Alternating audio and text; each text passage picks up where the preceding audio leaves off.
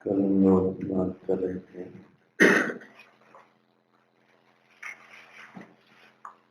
जीवन में जो भी हम व्यवहार करते हैं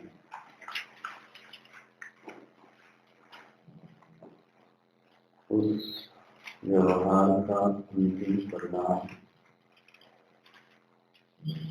या तो सुख रूप होता है या तो दुख रूप होता है। सुख और दुख ये हमारे समूचे समस्त व्यवहार के फल रूप हैं, परिणाम रूप हैं। तो किचन में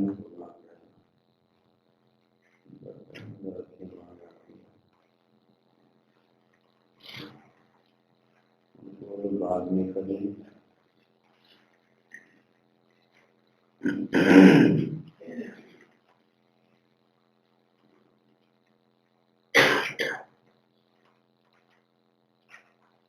जो जीवन प्रभावित होता है, मैं जिस चीज से प्रभावित होता हूँ उसका नाम है सुख और दुख। हमारी इच्छा है कि सुख बना रहे और हमारी इच्छा है कि दुख कभी ना आवे।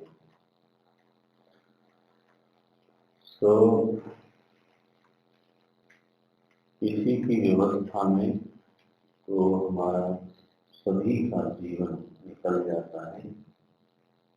दुख ना आवे इसकी व्यवस्था करते हैं, सुख बना रहे इसकी व्यवस्था करना चाहते हैं।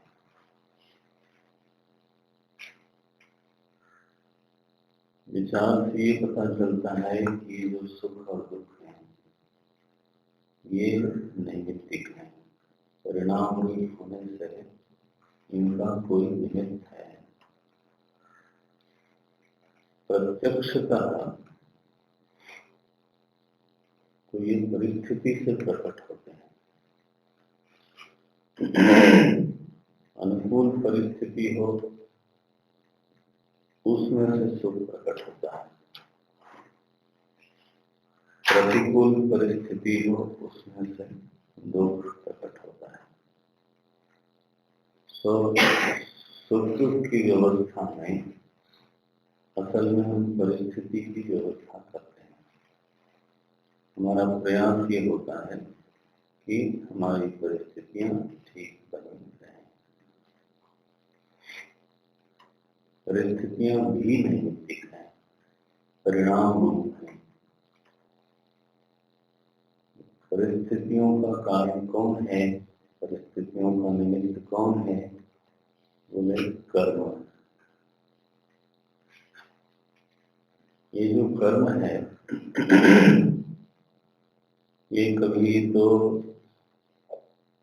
निवर्तक रूप में है, कभी प्रवर्तक रूप में है, कभी हम कुछ पाने के लिए करते हैं और कभी किसी चीज को दूर रखने के लिए प्रयत्न करते हैं,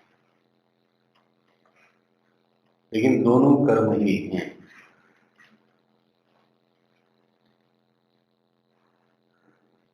कर्म का जो विषय है शास्त्रों में बहुत बड़ा है। बोलते हैं गहना कर्मणो गति। तो ये विषय आपको धीरे धीरे बाद में एक एक करके खुलेगा। तो जो लोग इस सिद्धांत को मानते हैं, समझते हैं, जानते हैं, तो उनका ऐसा प्रयास होता है, ऐसी उनकी निरंतर कोशिश होती है कि हमारा कर्म शुभ बना रहे। वो कर्म को संभालते हैं इसलिए कि परिस्थिति संभाली जाए। अगर कर्म को संभाल लिया जाए तो परिस्थिति अपने आप संभालती है। नियम यही है कि कर्म शुभ है तो परिस्थिति शुभ होगी, और परिस्थिति शुभ है तो उसमें से सुख नाम की चीज प्रकट होगी।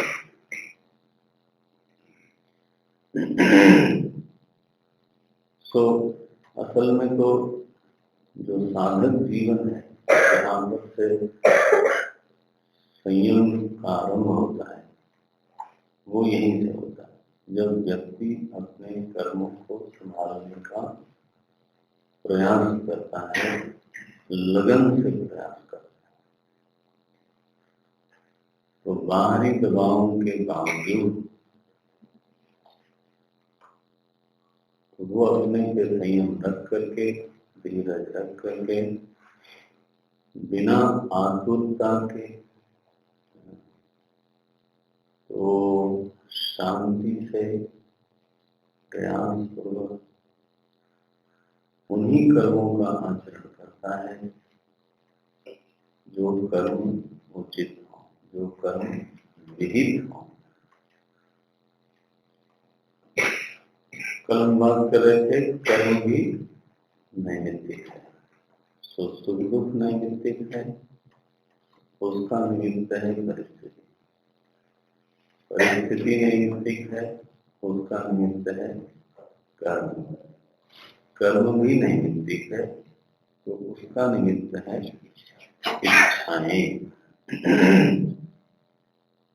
और कल हम लोग ये चर्चा कर रहे थे कि इच्छा करने में व्यक्ति स्वतंत्र नहीं है।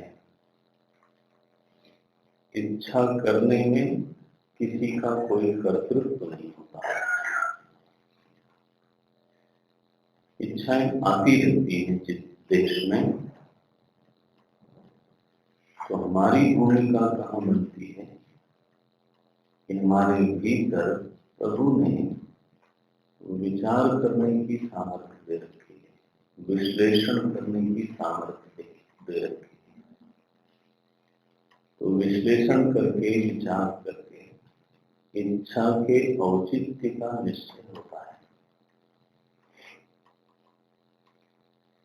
यह निश्चय करना हमारा दायित्व है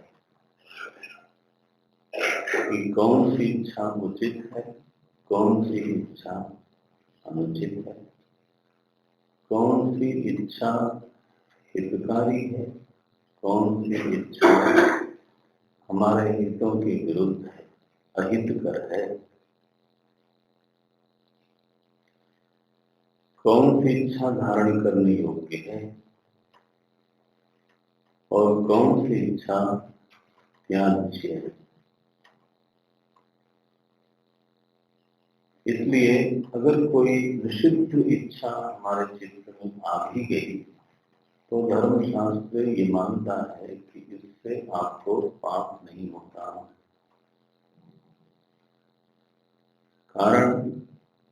कारण ये है कि इच्छा में आपका कर्तृत्व ही नहीं है। तो जहाँ आपका कर्तृत्व नहीं है, जहाँ आपकी भूमिका नहीं है, वहाँ आपके ऊपर उसका परिणाम भी नहीं होगा।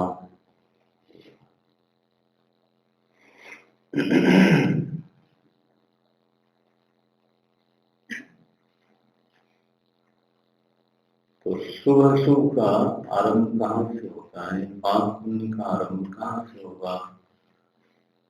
वो तो जब आप विचार में कहीं गलती करोगे तब गड़बड़ होगा, और जब कहीं विचार सही होगा सही। सुमति कुमति सबके पुर नहीं। कितनी बड़ी बात कही गोस्वामी जी ने कि सबके उर। एक कोई कुछ लोगों के हृदय में कुमति रहती है, कुछ लोगों के हृदय में नहीं रहती है, ऐसा नहीं है। सुमति कुमति सबके उर नहीं। तो ये तो अनादि काल से जीव का प्रवाह चला हुआ है। पता नहीं किस किस तरह के संस्कारों का उसने संचय किया हुआ है। तो उन संस्कारों का प्रस्फुरण होता रहता है इच्छाओं के रूप में, विचारों के रूप में। वो स्वतः होता रहता है। हमारी आपकी भूमिका तब शुरू होती है कि जब हम उसको धारण करना चाहते हैं या छोड़ना चाहते हैं। जब उसके औचित्य पर विचार करना होता है तब अवश्य ही हमारी भूमिका बन जाती है। इसलिए इस बिंदु पर आकर के साधक को प्रयास करना चाहिए, सावधानी से प्रयास करना चाहिए कि औचित्य का सही निर्णय हो और जो उचित इच्छा है उसको हम धारण कर सकें। तो जो अनुचित इच्छाएं हैं उसको हम छोड़ सकें। तो कल की कक्षा में हम यहाँ तक विचार कर चुके हैं। उसमें एक बिंदु ये रखा गया था कि धारण करने की जो सामर्थ्य है वो सभी में एक जैसी होती है और त्याग करने की सामर्थ्य भी सभी में एक जैसी होती है। तो अगर हमें ये निश्चय हो भी जाए कि यह इच्छा अनुचित है तो भी आवश्यक नहीं है कि हम उसका त्याग कर पाए। हमने श्लोक बोला था, दुर्योधन बोलता है जानामि धर्मं न च मे प्रवृत्तिः। अब देखो उचित का निर्णय होने पर भी उसको धारण करने की सामर्थ्य नहीं है। बोलते हैं जानाम्य धर्मं, अधर्म को भी मैं जानता हूं लेकिन न च मे निवृत्ति। मैं इस बात के प्रति सचेत हूं, ये जो हमारा विचार है, ये संकल्प है, ये हमारी इच्छा है, वो अनुचित है, धर्म विरुद्ध है। जानामि अधर्मं, लेकिन मैं क्या करूं, मैं छोड़ नहीं पाता। न च मे निवृत्ति। तो यहाँ ज्ञान बड़ा विवश दिखाई देता है। एक तरफ धर्म का ज्ञान है, प्रवृत्ति धारणा शक्ति नहीं। एक तरफ अधर्म का ज्ञान है, त्याग करने का बल नहीं। तो जान करके फिर क्या करेंगे? ऐसा ज्ञान, ऐसी जानकारी, तो उसका कोई विशेष लाभ दिखाई नहीं देता। निर्णय क्या निकलता है? धारणा शक्ति और त्याग करने की शक्ति के बिना जो व्यावहारिक ज्ञान है, औचित्य अनौचित्य का ज्ञान है, धर्म अधर्म का ज्ञान है, हिताहित का ज्ञान है, वो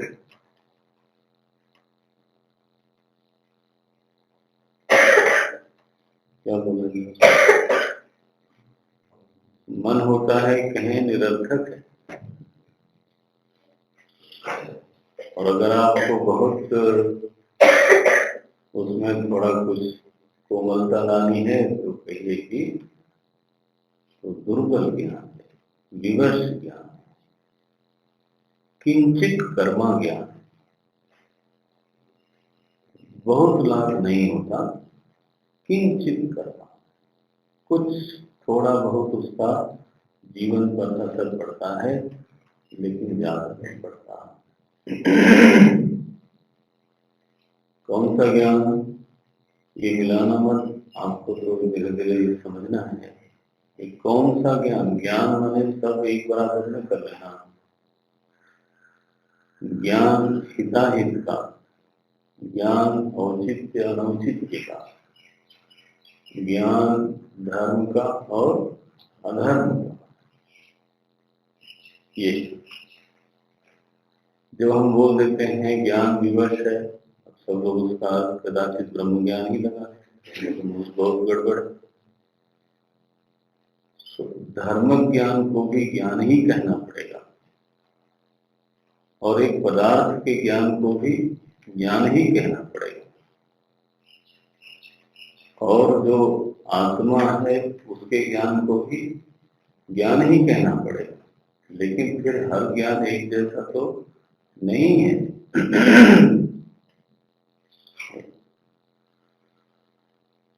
तो धारण और त्याग का बल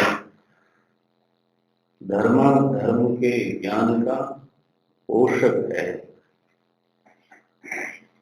धर्म अधर्म के ज्ञान को पुष्ट कर देता है, सार्थक बना देता है,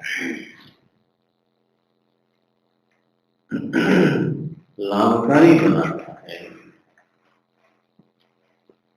यह बल हम सभी में विकसित होना चाहिए। हम लोग साधक हैं तो वो बात, ये शब्द हमारे साथ तभी लग सकता है जब ये दोनों बल हमारे भीतर न केवल हों बल्कि विकसित हों, रोज विकास करें। कैसे करें? अब ये तो समस्या है। धारणा का बल विकसित कैसे हो, त्याग का बल विकसित कैसे हो? अब इसका कोई एक तो सदा सदा फार्मूला है नहीं। ये दवाई लिख दी गई तो सुबह शाम लेते रहे पानी के साथ, तो इससे धारणा का बल विकसित हो जाएगा और त्याग का बल विकसित हो जाएगा। ऐसा होता नहीं। तो धीरे धीरे इस विषय के भी कई आयाम खुलेंगे, उनका निरावरण होगा। तो आरंभ में एक दो चीजें ध्यान में रखने की, और मैंने कहा ध्यान में रखने की है और अभी धारण करने की है, क्योंकि यह चीज काफी के लिए नहीं है, ये चीज आपके सीधे सीधे अपने जीवन के लिए। क्या है कि पहले तो यह मन में इच्छा बढ़े कि प्रभु कृपा करो, मदद करो, ये हमारे भीतर जो उचित है मैं उसको धारण कर सकूं।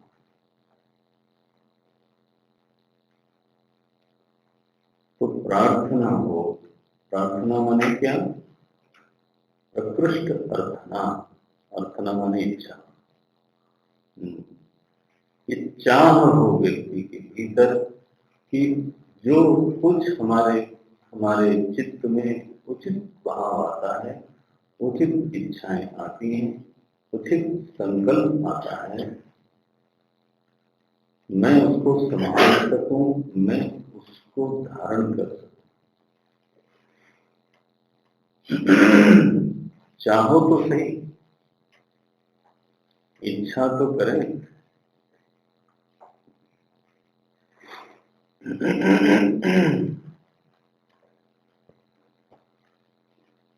प्रभु से मदद मांगे,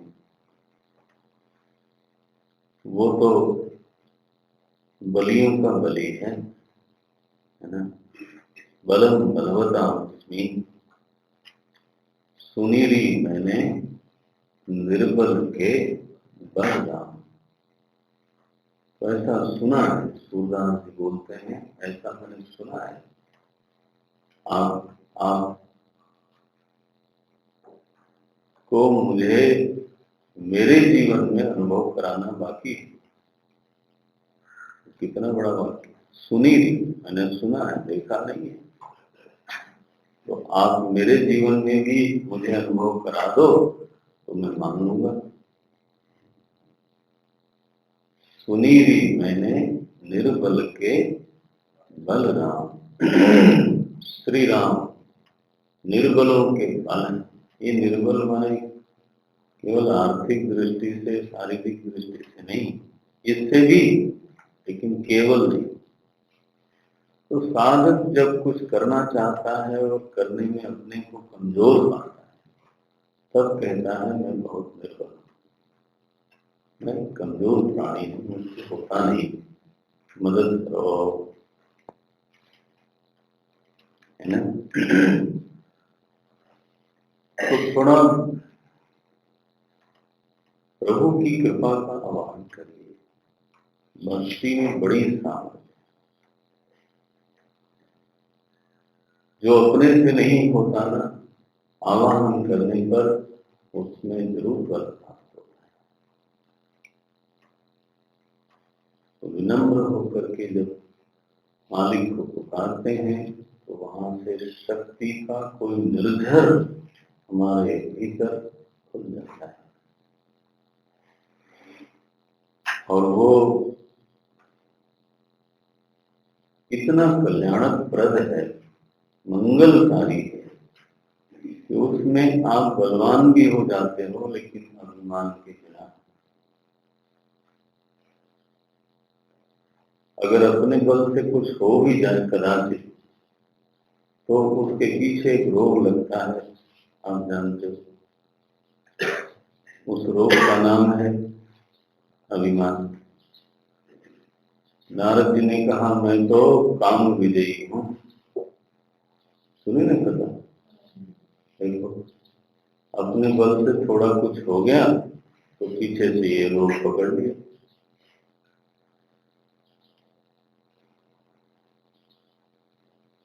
भक्ति पूर्वक जो साधना होती है वही है। गोस्वामी जी कहते हैं कि यह गुण साधन से नहीं होगी, तुम्हारी कृपा पाव कोई कोई। आपकी कृपा हो जाए तो किसी किसी को मिल जाए। यह गुण साधन से नहीं होगी। कुछ ऐसे साधक हैं जो कर्ता प्रधान साधना करने में विश्वास करते हैं, मैं कर लूंगा। उनके भाषण में व्यक्ति की प्रधानता दिखाई देती है।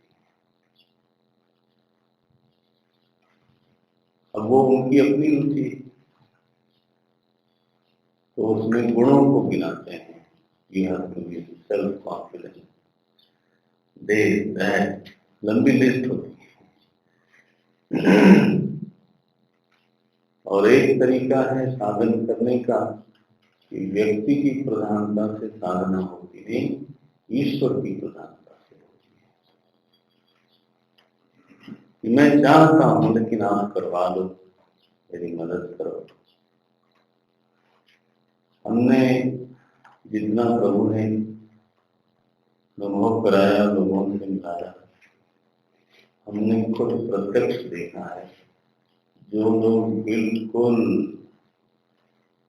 ऐसे नियमनिष्ठ हैं, पक्का हर काम घड़ी से होता है, बड़ी कसी दिनचर्या, प्रयास, उस सबका अभिनंदन है।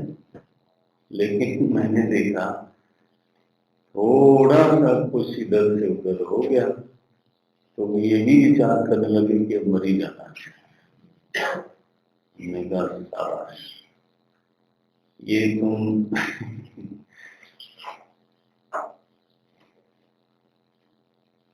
ये जो 4 बजे, पौने 3 बजे, 3 बजे ये नियम बढ़ाते बढ़ाते उठना, ये घड़ी मिलाओ आप उनके लिए।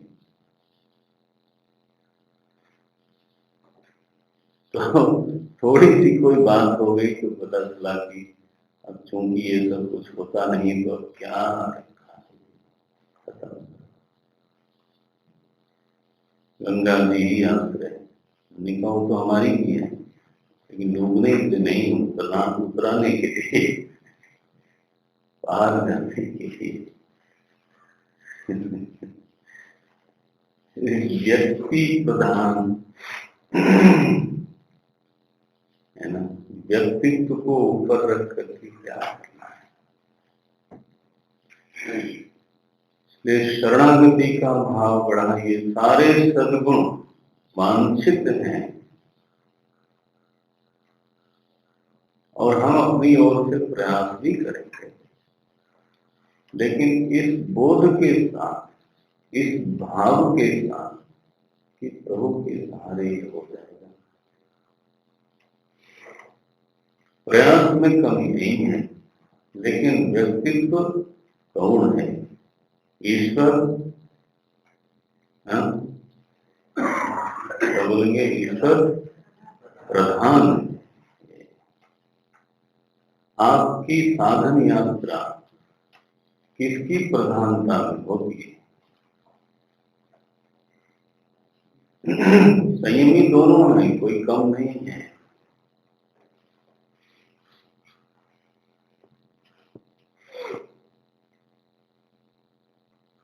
उद्यमी दोनों हैं।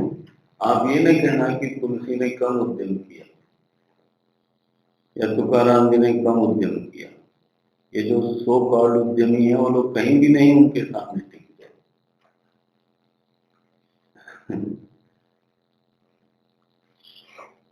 लेकिन उन्होंने कभी ये दावा किया हो, आप उनका लिखा हुआ पढ़ो तो, कि मेरे उद्यम से हुआ, कभी बोल नहीं सकते। उद्यम की कमी किसी के पास नहीं। उद्यम माने रोजगार मत कर लेना, उद्यम माने प्रयास, प्रयत्न। हिंदी वाले पुरुषार्थ बोलते तो गलत शब्द है, इसलिए मैं जानबूझ करके उस शब्द का प्रयोग नहीं कर रहा हूं। पुरुषार्थ माने क्या होता है? पुरुष का चाहा हुआ,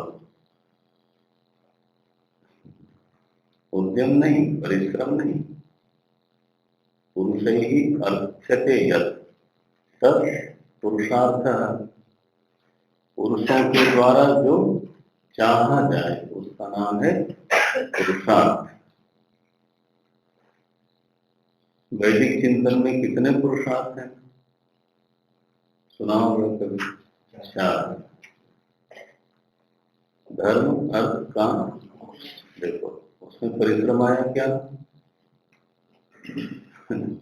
लेकिन हिंदी में बहुत आम प्रयोग है कि ये व्यक्ति बड़े पुरुषार्थी हैं, किधर के पुरुषार्थी? सभी पुरुषार्थी देख रहे हैं, जितने पुरुष हैं सब अर्थी ही हैं, अनर्थी कौन है?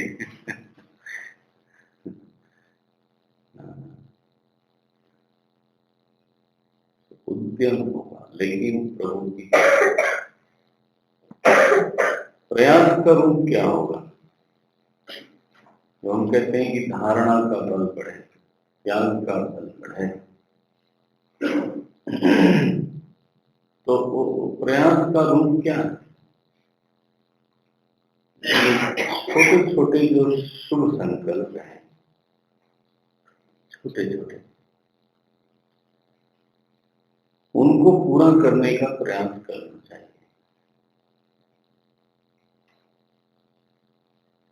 तो थोड़ा दबाव आए उनको छोड़ दिया जाए, ऐसा जीवन छोड़ दो। छोटे छोटे, बहुत बड़े संकल्प, छोटे छोटे छोटे छोटे संकल्प, शुभ संकल्प हैं, तो उसके विषय में निश्चय किया जाए कि इसी तरह से हमारी धारणा शक्ति बढ़नी है। इसलिए एक बार मैंने तय किया तो 2 दिन की बात है, इसको तो पूरा कर लेना चाहिए।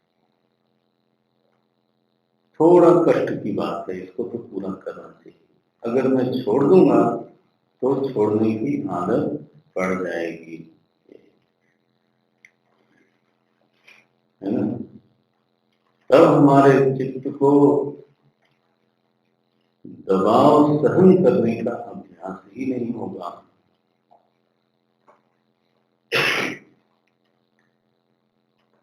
यह अभ्यास बढ़ाना चाहिए।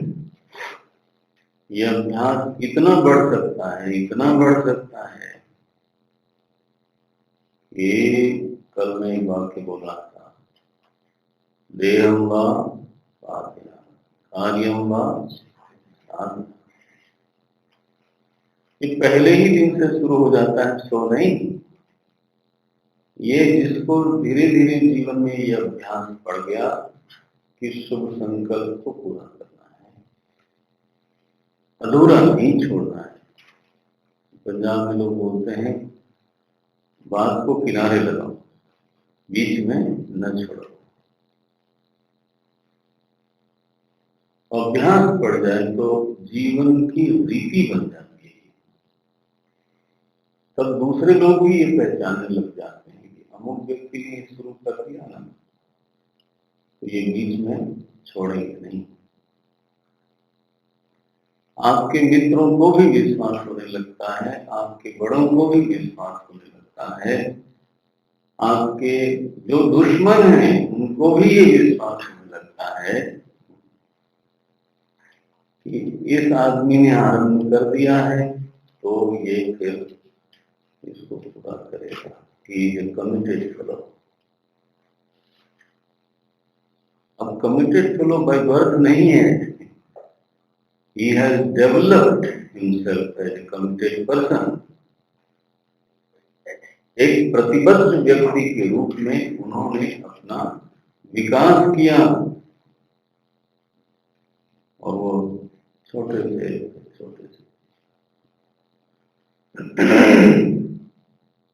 तब कहीं वो पंक्ति हमारे जीवन में थोड़ा थोड़ा घटने लगती है। क्या है वो? विघ्नैः पुनः पुनः प्रतिहन्यमाः प्रारभ्य च उत्तमजनाः न परिच्छिदन्ति। कल मैंने ये श्लोक बोला। ऐसे श्लोक न केवल लिखने चाहिए, याद कर लेने चाहिए।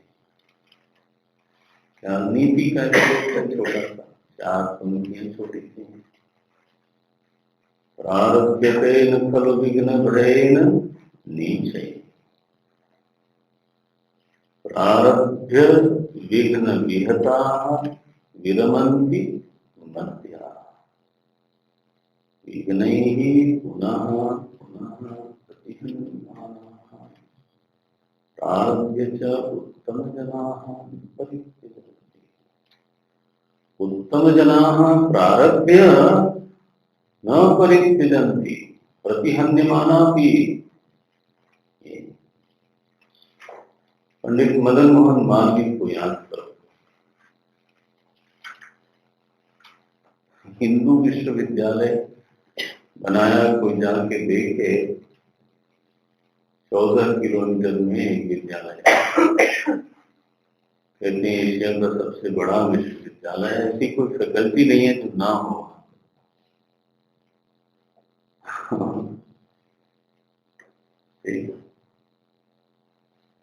गंगा किनारे किनारे भव्य गौरव करने लायक कैसे बना? भिक्षा मांगी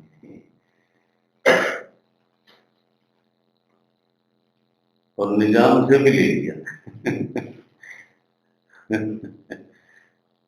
वो कोई छोड़ा नहीं। आप क्या समझते हैं? ऐसे ही आ गया। विघ्न ही पुनः पुनः। सर सैयद अली अहमद ने मुस्लिम विश्वविद्यालय बनाया अलीगढ़ में। सर सैयद अली अहमद ही थे। बिल्कुल ये दो पैरेलल, पहले इन्होंने फिर उन्होंने। कैसे बनाया है?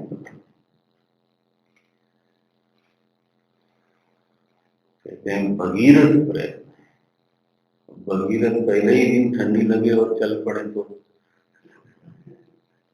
अब गंगोत्री में तो बस चक्कर ही भगीरथ है। वहां जाओ जरा पता चलेगा। गर्मी में जून में जाके वहां आदमी हरिओम तत्त हो जाता है।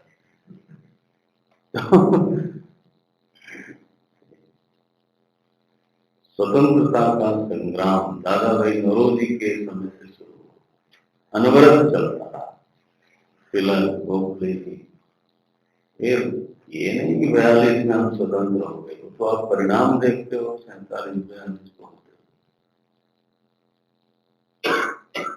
बीज को भी देखना चाहिए कहां से आरंभ होता है। दुनिया में कोई भी महापुरुष है जिसका हम वंदन करते हैं, उसका चेहरा देख के वंदन नहीं करते। उसके भीतर ये चीजें होती हैं, इसलिए वो जगत पूर्ण हो जाता है। ठीक है ना? तो अभ्यास होना चाहिए जीवन। छोटा छोटा भी शुभ संकल्प हो, कोई बात नहीं। जब छोटे पूरे करने की सामर्थ्य आ जाती है तब भगवान कोई बड़ा संकल्प भेजते हैं। वो समझते हैं अब ये मेरा जो लड़का है ना, ये अब ये काम कर ले जाएगा। तो उसके मन में एक चीज डालते हैं, बेटा अब तू ये कर। आप क्या समझते हो हम आप में से कोई उठ के सांस लिखने शुरू कर दे? किसी ने शुरू किया होगा तो वो उसके भीतर ये संकल्प करने की शक्ति कहां से है?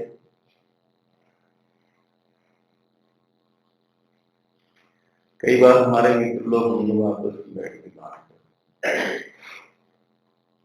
तो मन में आता है कि इतनी बड़ी बड़ी योजना बनाई क्यों जाती, इतने बड़े संकल्प करते ही क्यों? फिर संकल्प करो, इसके बाद दुनिया भर घूमो, फिर प्रयास करो। अभी थोड़े दिन पहले चर्चा हो रही, थोड़े दिनों में मैंने उस समय कुछ बोला नहीं। मैंने कहा मैं क्या बोल सकता हूँ इसमें। बट अगर महापुरुष के साथ चर्चा हो रहा आपकी तो आप शायद ये सुनोगे, ये संकल्प मैंने कब किया। हमको लगता है कि अमुक व्यक्ति ने किया, वो तो जब आपको इस लायक प्रभु देख लेते हैं तो आप उनके कार्यकर्ता बनते हो। कितनी लोगों को कार्यकर्ता भी नहीं बनाते, कमेटी में शामिल ही नहीं करते।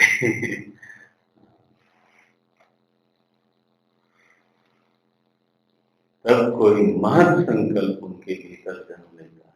क्यों लेता है? क्योंकि छोटे तो पूरे कर लिए, हो गया, वो किया जा सकता है।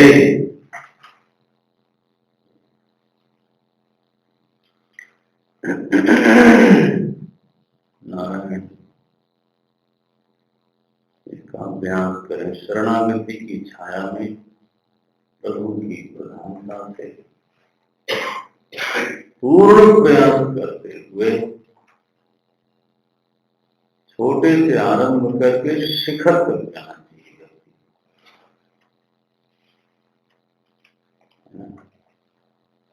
भगीरथ जी ने के नाम से मुहावरा बन गया। बताओ क्या बड़ी बात।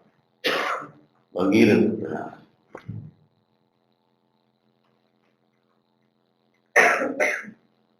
धारणा का बल विकसित करें। आप साधक हो तो यह विकास होना चाहिए। थोड़ा अंगूठा दबाया छोड़ दिया, वो नहीं, वो नहीं।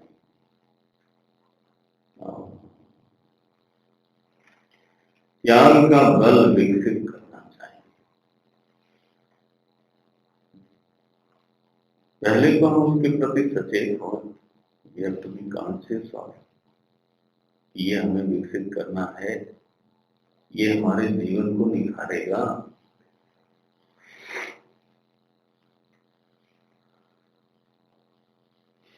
आध्यात्मिक जीवन को भी और बाह्य जीवन को भी, दोनों को ही खूबसूरत बनाने के लिए ये दोनों बल चाहिए।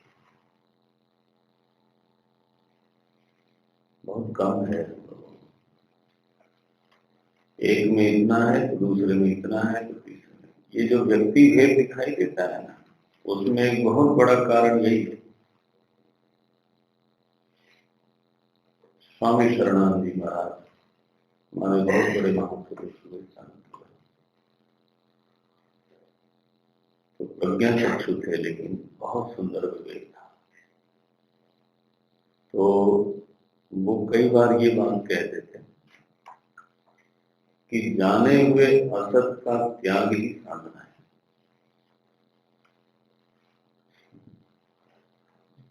एक वाक्य बोलते, जाने हुए असत का त्याग।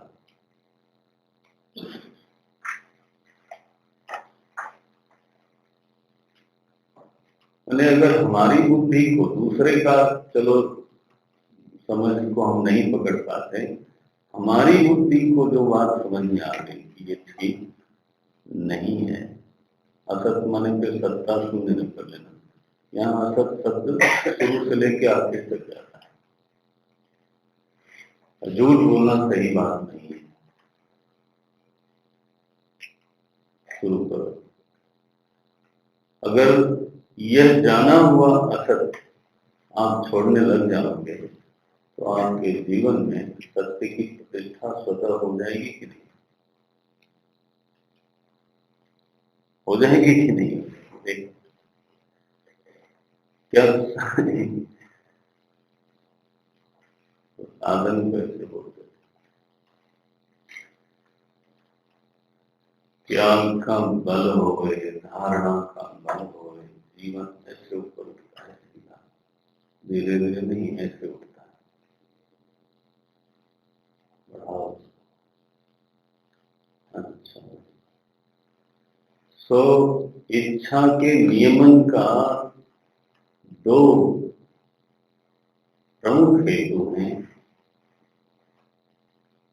एक धारणा शक्ति, दूसरे त्याग शक्ति।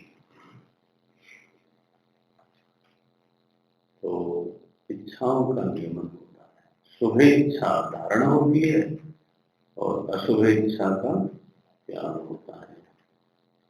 तो शुभ इच्छा से शुभ कर्म, शुभ कर्म से शुभ परिस्थिति, शुभ परिस्थिति से शुभ। इक्वेशन बन गया। ये स्थिति बनी। अब अनुसंधान में प्रश्न आया कि ये इच्छाएं अकारण हैं या सकारण हैं, निर्नैमित्तिक हैं या नैमित्तिक हैं। आखिर इच्छाएं भी नैमित्तिक उत्पन्न होती हैं तो इनका कोई कारण होगा। कोई भी कार्य बिना कारण के नहीं होता। एक लॉ है, there can not be an effect without a cause. ये पक्का नियम है, सर्वमान्य। कोई भी कार्य बिना कारण के नहीं हो सकता।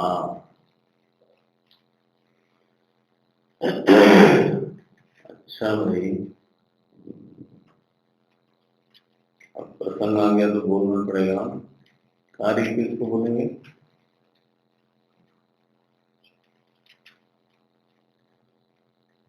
कार्य उसको बोलते हैं जो उत्पन्न होता है, पहले से सिद्ध न हो। बस अभी इतना ही रखिए, अभी इतना ही लक्ष्य रखिए। कार्य उसको बोलते हैं जो पहले से सिद्ध न हो, उत्पन्न होता। बस यद उत्पद्यते जायते, है ना, तत्कार्यम। ये पक्का लक्षण नहीं है, आरंभिक बात है। तो ये लक्षण जहां भी दिख जाए आप उसको बेहिचक बोल सकते हैं कि ये कार्य कोटि में आता है। इट इज एन डिफेक्ट, ये बोल सकते हैं आप। तो चूंकि कार्य है वो, इसलिए फिर इसका कोई कारण होना ही चाहिए। ये दूसरी बात पक्की हो जाती है। अब इच्छाएं उत्पन्न होती, दैट इज क्लियर, है ना? पहले से सिद्ध है नहीं ना? पहले मरीज है, पहले से सिद्ध हो घाट आती हैं और जाती है। तो इच्छाएं उत्पन्न होती हैं, इसलिए कार्य रूप हैं। क्योंकि कार्य रूप हैं, हाँ जी, इसलिए इनका कोई कारण होना ही चाहिए। इच्छा निर्नैमित्तिक नहीं हो सकती, उसका भी कोई निमित्त होता है। उसके दो निमित्त होते हैं।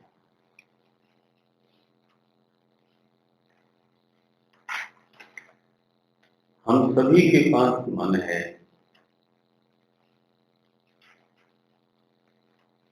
सभी के भीतर इच्छाएं होती हैं, लेकिन सभी के भीतर एक जैसी इच्छाएं नहीं होती। एक इच्छा वैविध्य का हेतु कौन? इच्छा विभेद का हेतु कौन है? वो भीतर कौन सा ऐसा घटक है जो एक व्यक्ति की इच्छा को दूसरे व्यक्ति की इच्छा से अलग करता है?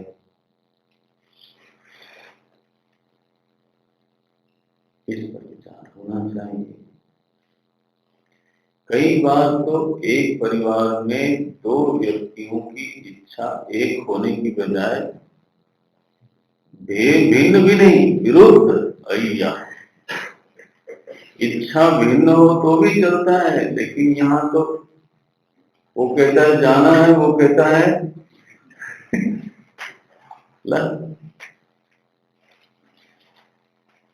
एक चारदीवारी के अंदर रखते हुए आपस में सगे हैं, फिर इच्छा विरुद्धता है, भेद है। इच्छा भेद का हेतु क्या? तो इच्छा कैसी होगी, इसका उत्तरदायी है हमारे भीतर के संस्कार, हमारे भीतर की वासनाएं।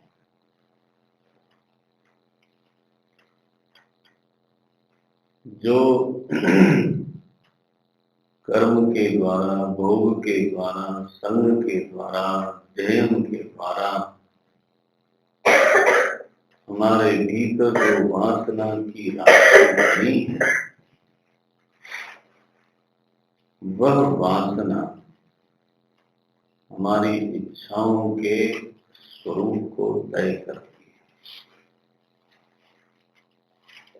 है। ध्यान रखना, वासना का निर्माण केवल कर्म से नहीं होता, भोग से भी होता है, कर्म से भी होता है, किसी के मिलने से भी होता है, संग से भी होता है। इतना ही नहीं, हम क्या पढ़ते हैं उससे भी होता है, हम किस तरह की चर्चा करते हैं उससे भी होता है। माने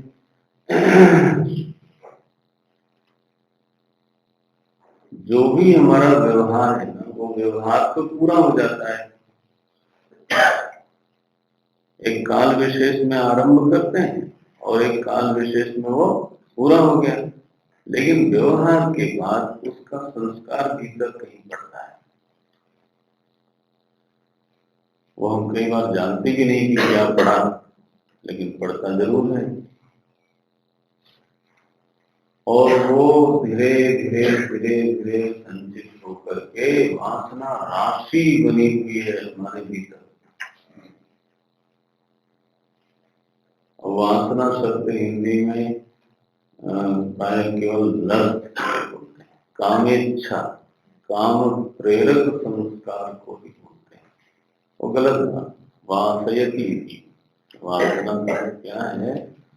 जो हमारे विचार को, जो हमारी इच्छाओं को, जो हमारे व्यवहार को भीतर से व्याप्त करके आच्छादित करके, आप समझते हो? हम क्या बोलेंगे, वो अगर हमको जानने वाला व्यक्ति है तो पहले से ही गेस कर सकता है। क्यों? क्योंकि उसने 50 बार देख लिया कि उनका ऐसा स्वभाव है। तो हमारा व्यवहार किससे आच्छादित है? हमारे स्वभाव से, भीतर जो हमारे संस्कार संचित हैं। ठीक है ना? बात है कि हमारी इच्छाएं किस प्रकार की होंगी, हमारे सोचने का तरीका किस प्रकार का होगा, और तो मैं क्या बताऊं, आपके चलने का तरीका क्या होगा। बहुत ही विचित्र बात। आदमी प्राइमरी स्कूल में, बल्कि बिल्कुल छोटी कक्षा में लिखना सीखता है, फिर इसके बाद चाहे वो पीएचडी कर ले, जनरली अपनी राइटिंग नहीं बदल पाता। ठीक है? जब भी लिखेगा क ख ए बी सब वैसे ही लिखेगा, तो लोग राइटिंग पहचान लेते। क्यों भाई? तुम काफी देख रहे हो, बोलते हो ये उनका लिखा हुआ आच्छादित है वो।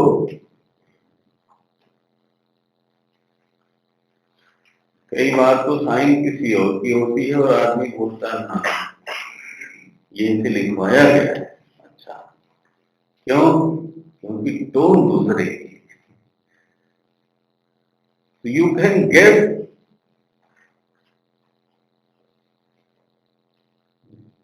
तो जो लहजा है, जो तरीका है लिखने का, वो उसका नहीं है जिसकी साइन है। किसका है फिर? पक्का है सो एंड सो।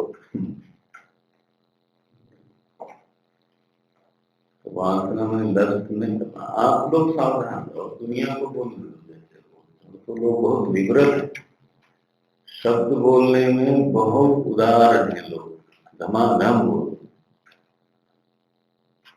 आपको जब शब्द बोलना है तो जो शास्त्र में उसका बिल्कुल सटीक अर्थ है वही।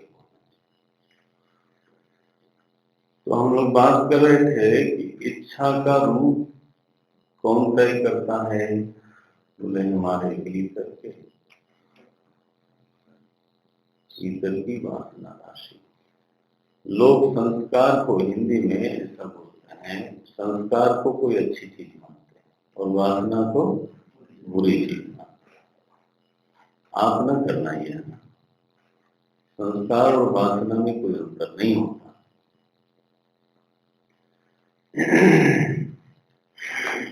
संस्कार भी शुभ संस्कार भी होते हैं, और फिर हमेशा अच्छा ही संस्कार माने अच्छा ही कैसे हुआ? तो शुभाशुभ जो संस्कार हैं, शुभाशुभ जो वासना है, उनसे हमारी इच्छाओं का रोध होता है।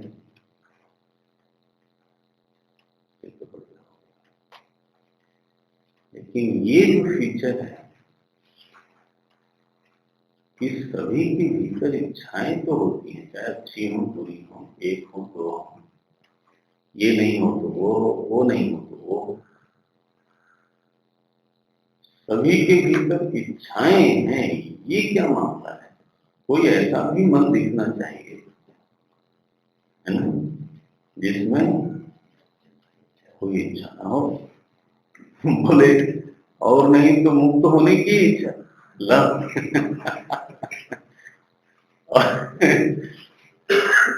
और नहीं तो कम से कम ये इच्छा है कि कोई इच्छा ना हो। प्रहलाद जी से भगवान नृसिंह ने पूछा, वर मांगो। बोले महाराज मेरे मन में तो कोई इच्छा दिखती नहीं, आपको दिखती है तो उसको दूर कर दो।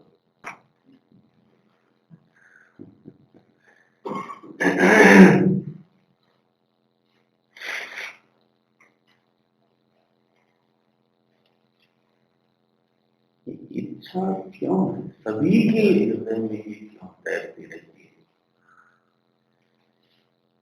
तो अनुसंधान में ये बात सामने आई कि इच्छा तो सुख विषय का ही होती है। हर इच्छा के गर्भ में सुख इच्छा शामिल है। कहीं ये एक सलाह शामिल होती है कि ऐसा कर लेने से सुख हो जाएगा, वो पा लेने से सुख हो जाएगा,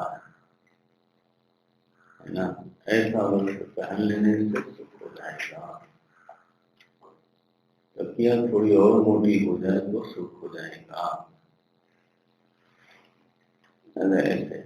मैंने कोई ऐसी एक भी इच्छा आप बता नहीं सकते जिसमें आपके सुखी करने की सलाह ना हो। ये सलाह देती कौन है? बेचारी बुद्धि देती है। गुरुदेव बोलते थे ये आपकी प्राइवेट सेक्रेटरी। जब आप असंतुष्ट होते हो,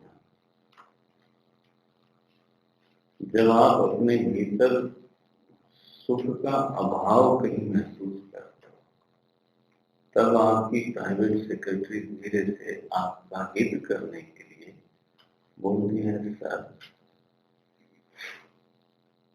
अगर ये चीज पहन लो ना इस समय तो बिल्कुल ठीक हो जाएगा। एक इस कुर्सी से उठ करके उस कुर्सी पर बैठ जाएंगे ना, मेरे ख्याल से ठीक हो जाएगा। हो गई। इस आसन में बैठे हैं ना, इसको छोड़कर हाँ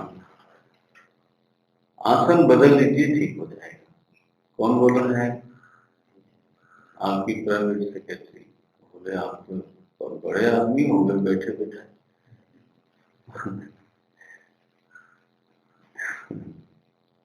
ये बुद्धि है, निरंतर आपको परम हितैषणी है, तो आपको सुखी करने का प्रयास करती रहती है। जैसे ही आप बोलते हो कुछ मजा नहीं आया, तुरंत वो बोलती है, सर ऐसा करो, बस और कुछ।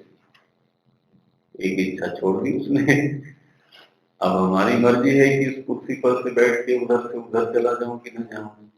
इच्छा तो होगी, सलाह तो देती उसने। ध्यान रखना, सेक्रेटरी सलाह ही दे सकती है ना, उसको मानना ना मानना नारायण क्या। वो तो आपके हक की बात है, बट इच्छा होती है। जब सलाह आती है, जब हम अपने में सुख के अभाव का अनुभव करते हैं, तोष की कमी का अनुभव करते हैं। सम्यक तोष की कमी का अनुभव करते हैं। सम्यक तोष को बोलते हैं संतोष।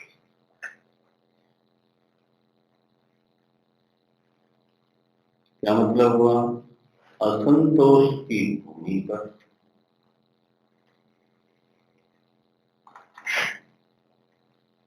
इच्छाएं अंकुरित होती हैं। असंतोष की भूमि न हो तो इच्छाओं के अंकुरण का प्रश्न नहीं उठता। तृप्ति की भूमि पर इच्छा का अंकुरण नहीं हो सकता।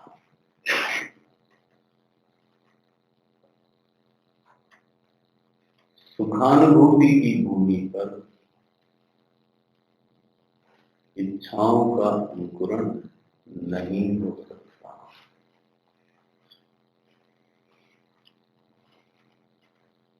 अतृप्ति, असंतोष, सुखाभाव की अनुभूति पर ही इच्छाएं अंकुरित होती हैं। किस लिए होती हैं अंकुरित?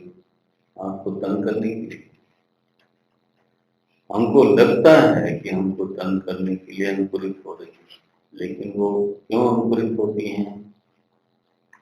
हमको तृप्त करने के लिए, हमको सुखी करने के लिए, हमको संतुष्ट करने के लिए अंकुरित होती है। अब बहुत सावधान, बारीक बिंदु है।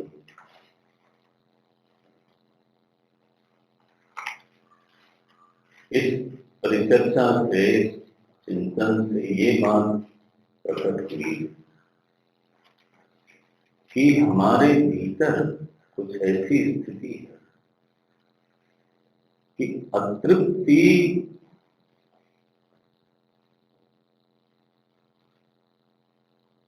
सही नहीं जाती।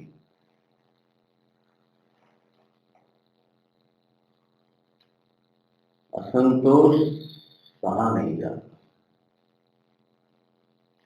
सुख का अभाव सहा नहीं जाता। कुछ ऐसी भीतर हमारे स्थिति है, बनावट है।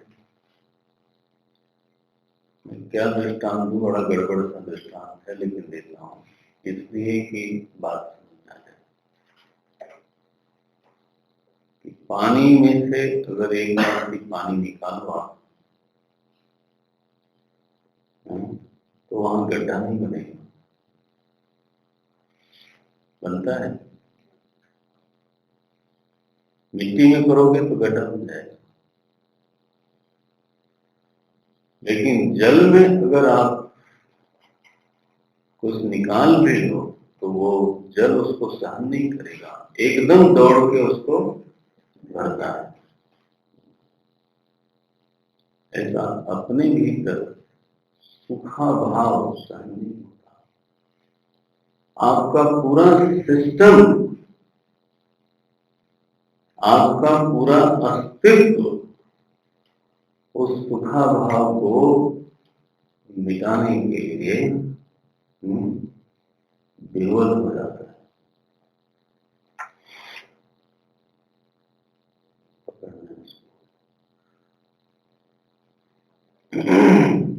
और उसी विह्वलता का परिणाम है क्या? इच्छा।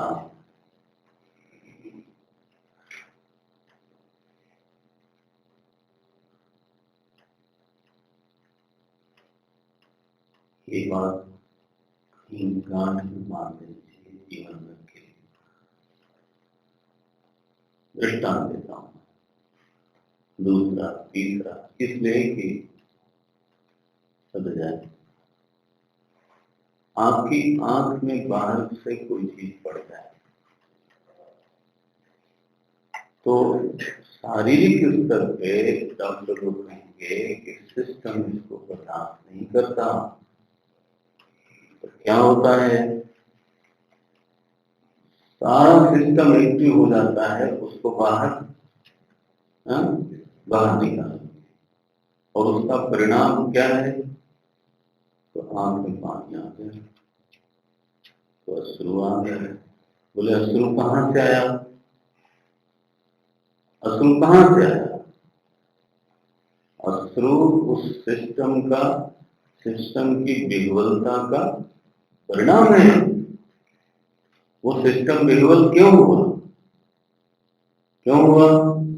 क्योंकि एक ऐसी चीज आ गई जो उसको सहन नहीं होती।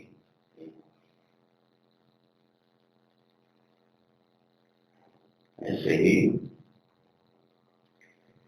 कभी आपके खाते खाते में कोई दाना श्वास नली में चला जाए,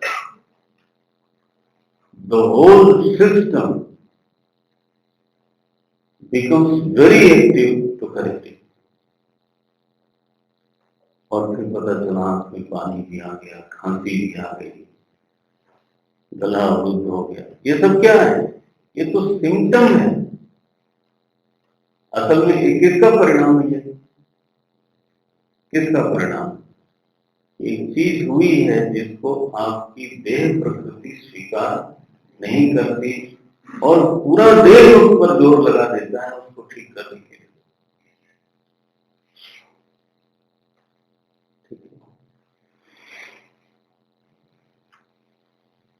ये दृष्टांत है, ध्यान देना, दृष्टांत नहीं। दृष्टांत क्या है?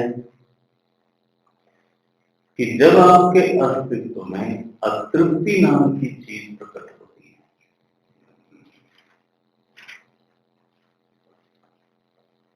व्यक्तित्व नहीं बोल रहा हूं, जब आपके अस्तित्व में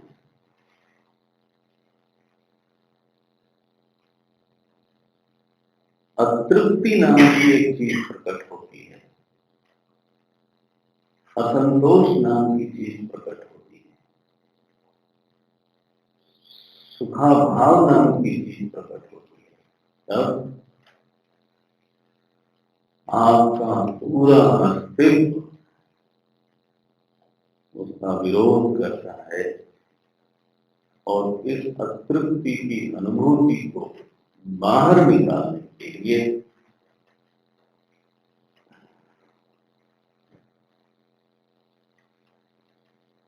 अतृप्ति की अनुभूति को मिटा देने के लिए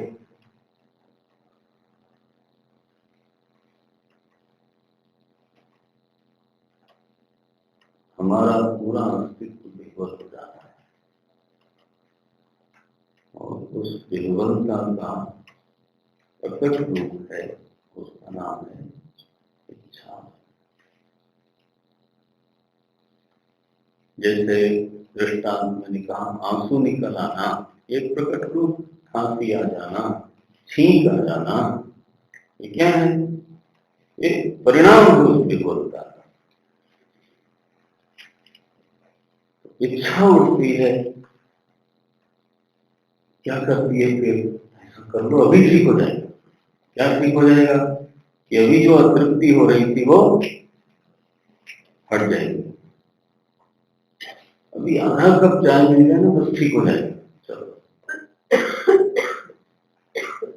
जैसे ही मिली, वो जो अनुभूति अतृप्ति की आई थी वो मिट गई।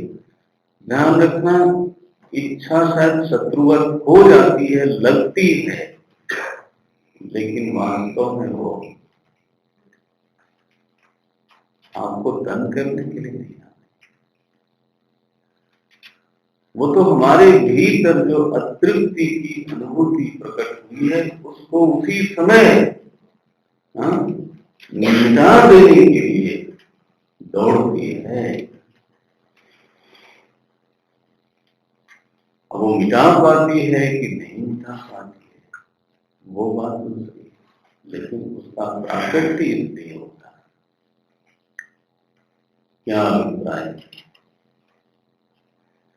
ध्यान रखना, ये तर्क, ये चिंतन परंपरा ध्यान रहनी चाहिए।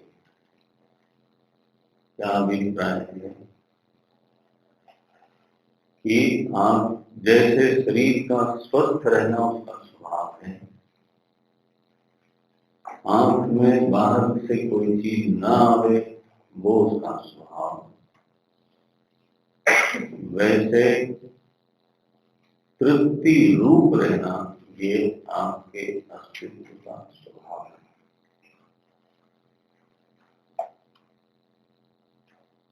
और इसलिए अतृप्ति का अनुभव सहन नहीं होता।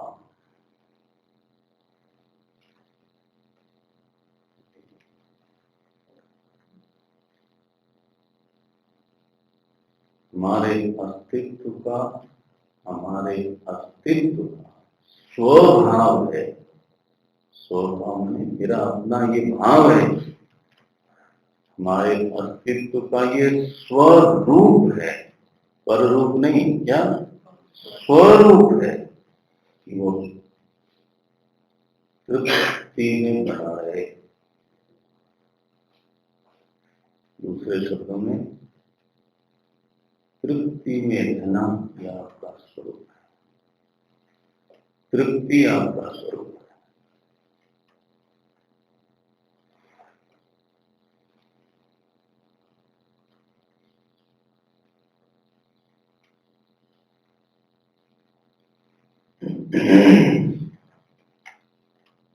जब हमारा स्वरूप है तो हम तृप्ति का अनुभव क्यों नहीं करते, ये प्रश्न है। जब ये हमारा अपना स्वरूप है तो हम अपने ही स्वरूप का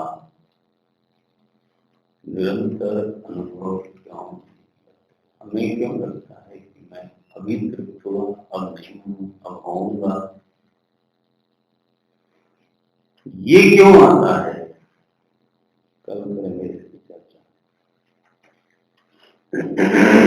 लेकिन इस पर मनन करना आज विषय थोड़ा सूक्ष्म हो,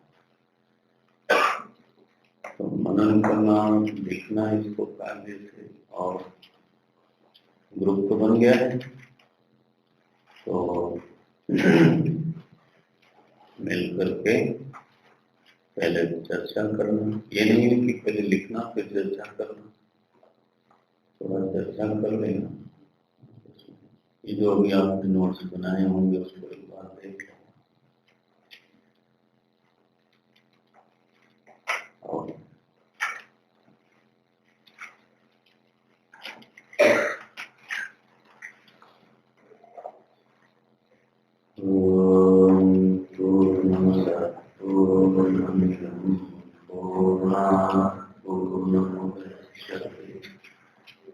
पूर्णस्य पूर्णमादाय पूर्णमेवावशिष्यते। ओम शांति शांति शांति। हरि ओम श्री गुरुभ्यो नमः। हरि ओम।